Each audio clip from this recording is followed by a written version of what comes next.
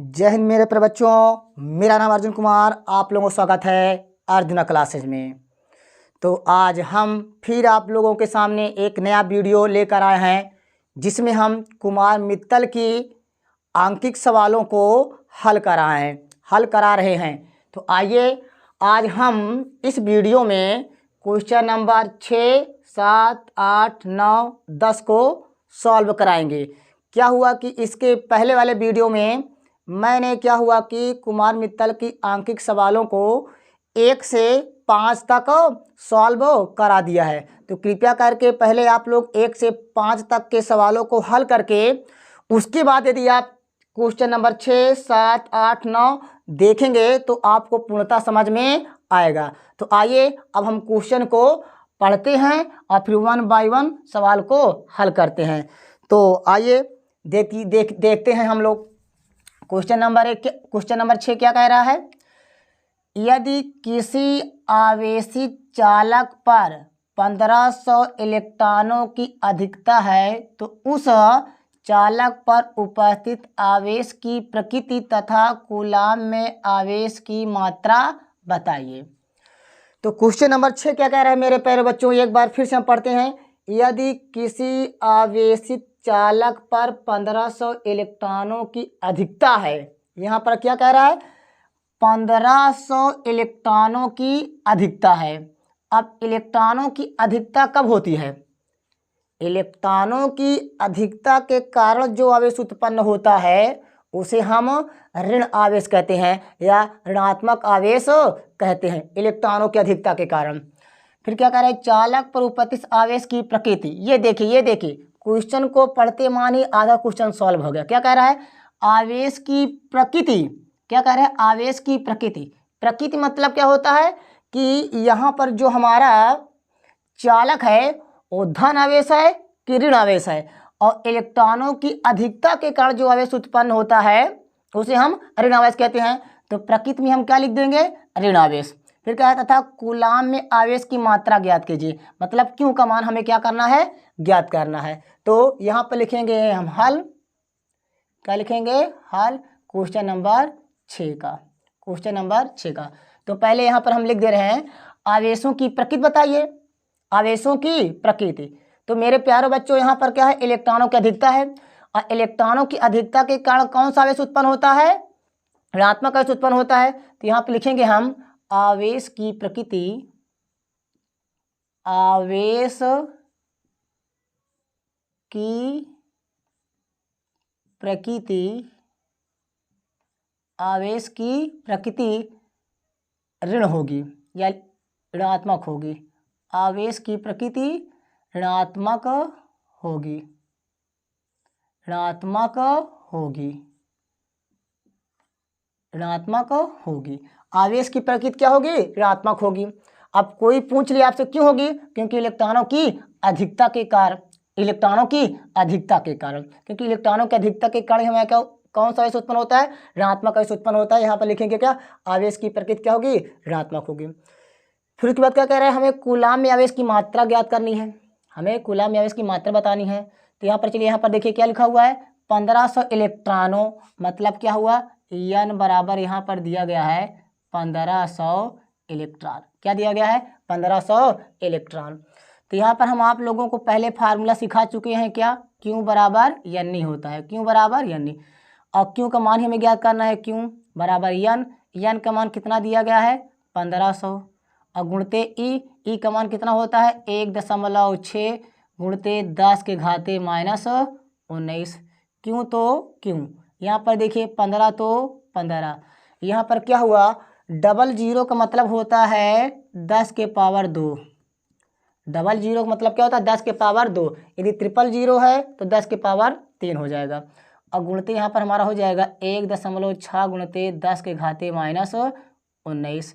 यहाँ पर देखिए क्यों बराबर 15 छक्का 90 हासिल 9, 15 का नाम 15, अब 15 9 24, 15 9 24, 15 9 24।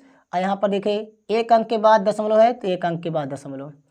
15 छक्का 90, 90 के 0 हासिल 9, 15 का नाम 15, 15 9 24, यहाँ पर एक अंक के बाद दशमलव, तो एक अंक के बाद दशमलव। यहाँ पर देखिए 10 के पावर 19 में 2 को जोड़ेंगे, यहाँ पर देखिए 10 सेम सेम है, यहाँ पर 10 10 है, सेम सेम है, तो यहाँ पर क्या करेंगे, पावर को हम ऐड कर देंगे। 2 प्लस में यहाँ पर माइनस में 19, तो माइनस में 19 क्यों बराबर दशमलव के बाद जीरो का मान होता नहीं है, तो यहाँ पर दशमलव के बाद जीरो को हम छोड़ देंगे, तो यहाँ पर हमारा है 24 गुणते 2, तो 2 प्लस माइनस से माइनस 19, यहाँ पर हमारा हो जाएगा क्यों बराबर 24, तो 24 गुणते 19 में 2 जाएगा, क्या हो जाएगा, माइनस 19 में 2 को जोड़ेंगे, हमारा हो जाएगा 10 के घाते माइनस 17। यहाँ पर देखिए यदि हम यहाँ पर एक अंक के बाद दशमलव लाते हैं, तो यहाँ पर एक घात क्या हो जाएगी, कम हो जाएगी, तो यहाँ पर हमारा हो जाएगा 2.4 गुणते 10 के घाते माइनस 16 हो जाएगा, क्या हो जाएगा 16। आवेश की मात्रा क्या होता है, कूलाम, आवेश की मात्रा क्या होता है, कूलाम। तो क्वेश्चन नंबर 6 का हमारा ये क्या है, फाइनल आंसर। क्वेश्चन नंबर 6 का हमारा क्या है, ये फाइनल आंसर। अब आइए हम क्वेश्चन नंबर 7 को पढ़ते हैं, फिर उसके बाद उसको हल करते हैं। तो कृपया करके आप लोग स्क्रीनशॉट ले लीजिए, क्या ले लीजिए, screenshot.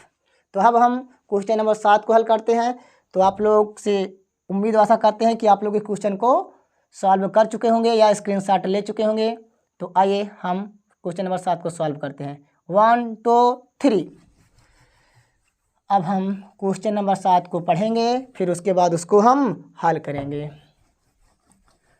Question number 7, question number 7 क्या कह रहा है, एक चालक पर 500 इलेक्ट्रॉनों की कमी है। यहाँ पर क्या हुआ, इलेक्ट्रॉनों की कमी। अब आप लोगों को हम बता चुके हैं क्या, इलेक्ट्रॉनों की कमी के कारण जो आवेश उत्पन्न होता है उसे हम क्या कहते हैं, धनात्मक आवेश कहते हैं। इलेक्ट्रॉनों की कमी के कारण जो आवेश उत्पन्न होता है उसे हम धनात्मक आवेश कहते हैं। इलेक्ट्रॉनों की कमी है, इस पर आवेश की मात्रा मतलब हमें क्यू का मान ज्ञात करना है तथा प्रकृति ज्ञात कीजिए। अब प्रकृति मतलब क्या होता है कि हमारा यहाँ पर चालक धनात्मक है कि ऋणात्मक है, मतलब इस पर धनात्मक आवेश है कि ऋणात्मक आवेश है। तो यहाँ पर क्या हुआ कि क्वेश्चन को देखते मन मैंने सॉल्व कर दिया, क्या इलेक्ट्रॉनों की कमी है, इलेक्ट्रॉनों की कमी के कारण जो आवेश उत्पन्न होता है उसे क्या कहते हैं, क्या कहते हैं मेरे पर बच्चों, इलेक्ट्रॉनों की कमी के कारण जो आवेश उत्पन्न होता है उसे हम धनात्मक आवेश कहते हैं। तो यहाँ पर प्रकृति हमारा क्या हो जाएगा, धनात्मक हो जाएगा, क्या हो जाएगा, धनात्मक हो जाएगा। तो यहाँ पर देख क्या दिया गया है, 500 इलेक्ट्रॉन, क्या दिया गया है, 500 इलेक्ट्रॉनों। तो यहाँ पर एन का मान कितना हो गया, 500, क्या हो गया, एन का मान 500 इलेक्ट्रॉन। अब आवेश की मात्रा कह रहा है, मतलब क्यू बराबर क्वेश्चन मार्क। और हमसे क्या कह रहा है, प्रकृति भी बताइए, तो यहाँ पे लिख देंगे प्रकृति बराबर क्वेश्चन मार्क। तो आवेश को ज्ञात करने का आपका फार्मूला हम आप लोगों को बताए हैं, क्यू बराबर क्या होता है, एन नहीं होता है। क्यों, तो क्यू बराबर एन का मान कितना दिया गया है, 500, और गुणित ई का मान 1.6 गुणते 10 के घाते माइनस 19 होता है। क्यों, तो क्यों 5, तो 5 गुणते 2 जीरो है, इसका मतलब क्या हो जाएगा, 10 के पावर 2 हो जाएगा। यहाँ पर बचेगा 1.6 गुणते 10 के घाते माइनस 19। क्यों, तो क्यों बराबर, क्यों, तो क्यों बराबर, यहाँ पर देखें 5 छंग 30 के जीरो हासिल 1, 5 का नाम 5 3 8, यहाँ पर एक अंक के बाद क्या हो जाएगा, दशमलव। अब माइनस यहाँ पर देगा 10, यहाँ पर 10 10 सेम है तो पावर जुड़ जाएगा, तो 2 प्लस माइनस में 19 हो जाएगा। यहाँ पर देखिए क्यों बराबर 8.0 गुणते 10 के घाते, यहाँ पर देखिए प्लस माइनस से माइनस, यहाँ पर क्या हो जाएगा 19। क्यों, तो क्यों बराबर 8.0 गुणते माइनस 19 में 2 को जोड़ेंगे तो हमारा हो जाएगा 10 के घाते माइनस 17। आवेश की मात्रा क्या होता है, कूलाम, क्या होता है, कूलाम। ये हमारा आंसर हो गया, क्या, आवेश की मात्रा। अब हमसे क्या कह रहा है, प्रकृति बताइए, तो यहाँ पर लिख देंगे हम प्रकृति क्या हो जाएगा हमारा, प्रकृति क्या हो जाएगा मेरे पर बच्चों, बताइए क्या हो रहा है, इलेक्ट्रॉनों की कमी हो रही है, इलेक्ट्रॉनों की कमी के कारण कौन सा उत्पन्न होता है, धनात्मक आवेश। तो यहाँ पर लिख देंगे प्रकृति हमारा हो जाएगा धनात्मक आवेश, क्या हो जाएगा, धनात्मक आवेश। प्रकृति हमारा क्या हो जाएगा, धनात्मक आवेश। ये हमारा क्या हो गया, दूसरा आंसर। तो प्रकृति हमारा आ गया धनात्मक आवेश। आइए हम क्वेश्चन नंबर 8 को पढ़ते हैं, फिर उसके बाद उसको हम सॉल्व करते हैं। तो यह आप लोगों को सॉल्यूशन समझ में आया होगा। तो आइए हम क्वेश्चन नंबर 8 को पढ़ेंगे और उसके बाद सॉल्व करेंगे। स्क्रीनशॉट ले लीजिए 1 2 3।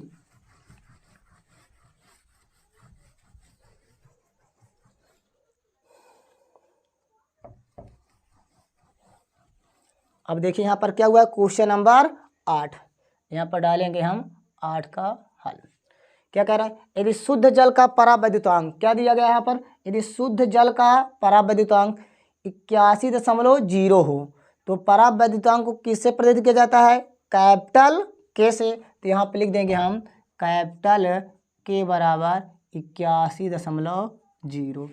फिर क्या कह रहा है, इसकी निरपेक्ष विद्युतशीलता कितनी होगी। निरपेक्ष विद्युतशीलता मतलब एप्सिलॉन बराबर क्वेश्चन मार्क। निरपेक्ष विद्युतशीलता को हम एप्सिलॉन से प्रदर्शित करते हैं। तो फार्मूला हमारा होता है के बराबर एप्सिलॉन बटे में एप्सिलॉन नॉट।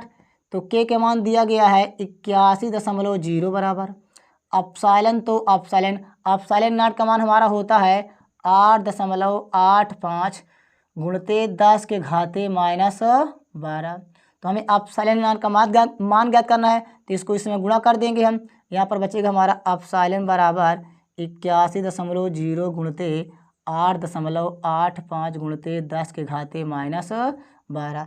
एप्सिलॉन तो एप्सिलॉन बराबर, अब यहाँ पर क्या करेंगे, 8.85 में हम 81 से गुणा कर लेंगे। तो 1 पंचे 5, 1 अट्ठे 8, 1 अट्ठे 8, 8 पंचे 40 हासिल 4, 8 अठाई 64, 64 4 68, 68 हासिल कितना हो जाएगा 6, 8 अठाई 64 और 64 64 6 70। तो यहाँ पर देखिए 5 8 8 8 16 1 7 और कितने अंक के बाद दशमलव लगाएंगे हम, 1 1 2 अंक के बाद हम दशमलव लगा दिए। तो यहाँ पर हमारा हो जाएगा 71 716.85 और गुणते कितना आ गया 10 के घाते -12, 10 घाते -12 आ गया। फिर देखिए आगे क्या होगा, एप्सिलॉन तो एप्सिलॉन क्या होगा कि इस दशमलव को हम यहाँ पर लाएंगे, मतलब 1 और 2 अंक के बाद। तो हमारा हो जाएगा 7.165 गुणते, यहाँ से हम क्या करेंगे, पावर की 2 डिजिट कम कर देंगे। तो हमारा हो जाएगा 10 के घाते -10। क्या हो जाएगा 10 घाते -10, क्योंकि इस दशमलव को हम यहाँ पर लाए 2 अंक के बाद, तो यहाँ से 2 पावर हम क्या कर देंगे कम। तो एप्सिलॉन का मात्रक क्या हो जाएगा, जो हमारा एप्सिलॉन नॉट का मात्रक होता है वही हमारा एप्सिलॉन का मात्रक हो जाएगा। तो एप्सिलॉन मात्रक हो जाएगा हमारा coulomb square newton metre square. क्या हो जाएगा, कूलाम स्क्वायर प्रति न्यूटन मीटर स्क्वायर। क्या हो जाएगा, कूलाम स्क्वायर प्रति न्यूटन मीटर स्क्वायर।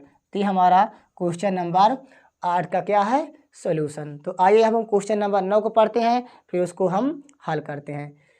तो उम्मीद आशा करते हैं कि आप लोगों को यह सवाल समझ में आया होगा। तो आइए अब हम क्वेश्चन नंबर 9 को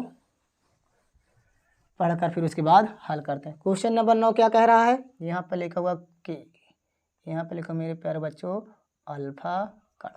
तो क्वेश्चन नंबर 9 क्या कह रहा है, देखिए यहाँ पे लिखा हुआ है 2 प्रोटॉनों के मध्य लगने वाले प्रतिकर्षण बल की गणना कीजिए। मतलब 2 प्रोटॉनों के मध्य लगने वाले प्रतिकर्षण बल की गणना कीजिए।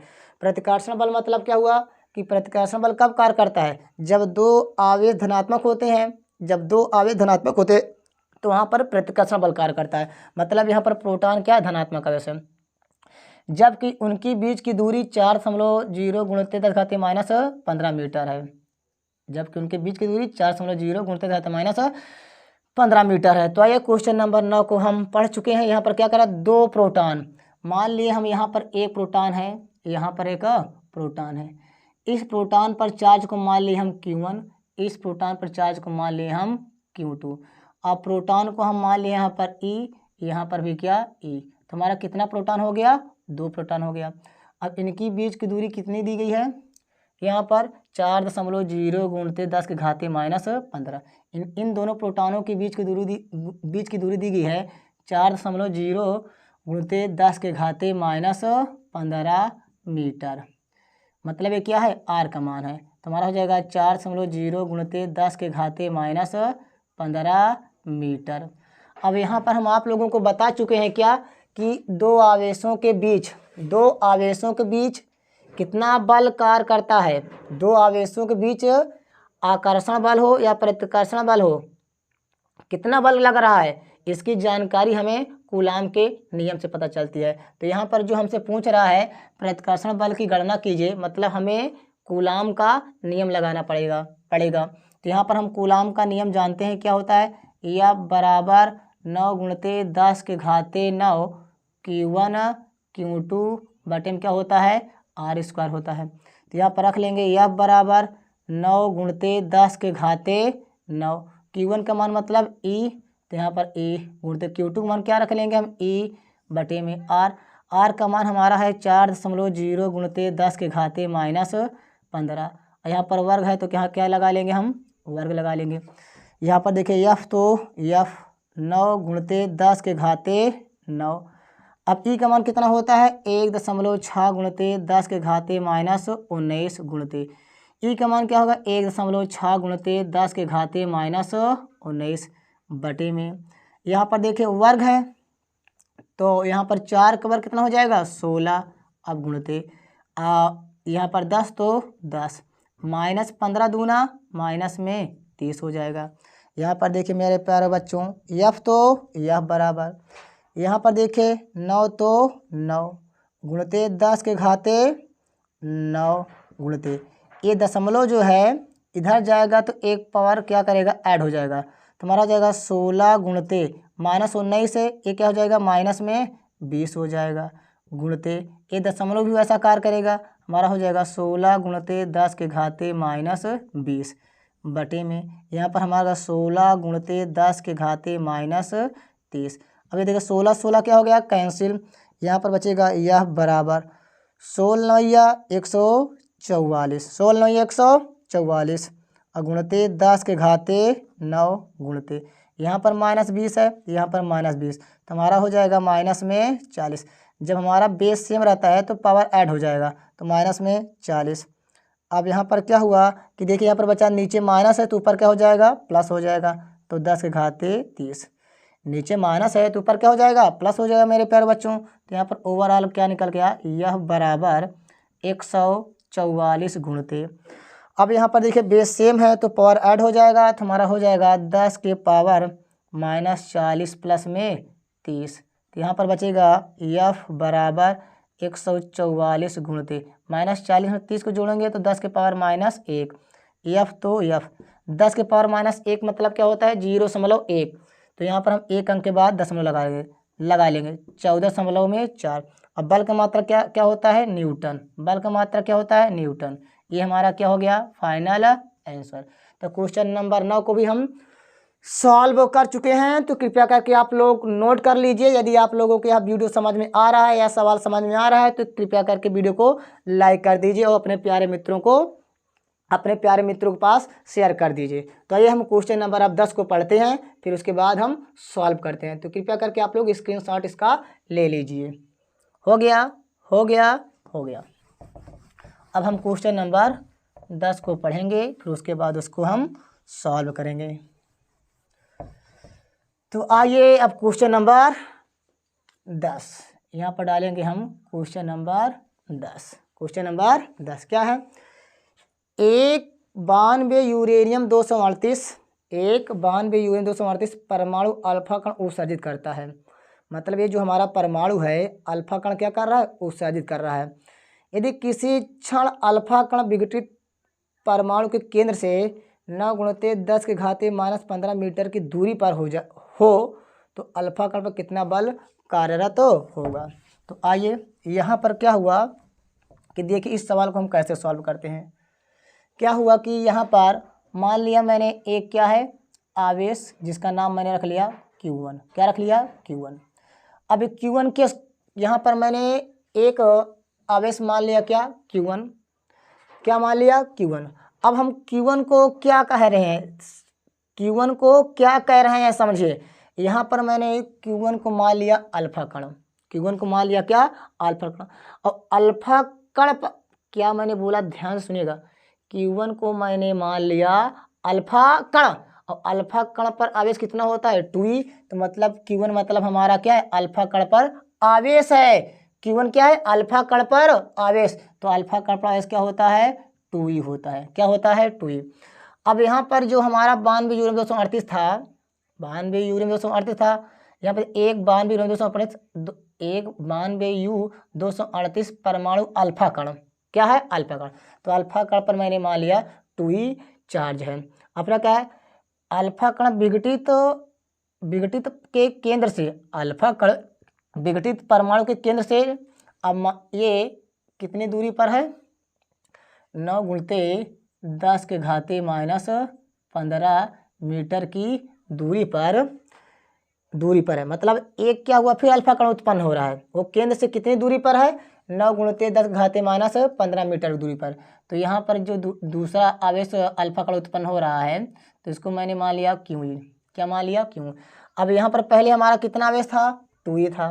अब यहाँ से दो आवेश क्या हुआ निकल गया, दो आवेश क्या हुआ निकल गया, मतलब 92 था। अब 92 में 2 निकल जाएगा, कितना बचेगा 90। तो Q2 का मान क्या हो जाएगा 90e हो जाएगा। क्या हो जाएगा 90e हो जाएगा। अब इन दोनों के बीच में क्या ज्ञात करना है बल ज्ञात करना है। तो यहाँ पर लिखेंगे हम। अब बताइए दो आवेशों के बीच बल ज्ञात करने के लिए कौन सा नियम इस्तेमाल करेंगे हम कूलाम का नियम इस्तेमाल करेंगे। तो यह बराबर क्या फार्मूला होता है 9 गुणिते 10 के घाते 9 Q1 Q2 बटे में R²। यह बराबर यह पर हो जाएगा 9 गुणिते 10 के घाते 9। Q1 का मान क्या है 2e है और Q2 का मान क्या है 90e है बटे में R का मान कितना दिया गया है 9 गुणिते 10 के घाते -15। यहाँ पर वर्ग है तो क्या लगा लेंगे हम लोग वर्ग लगा लेंगे।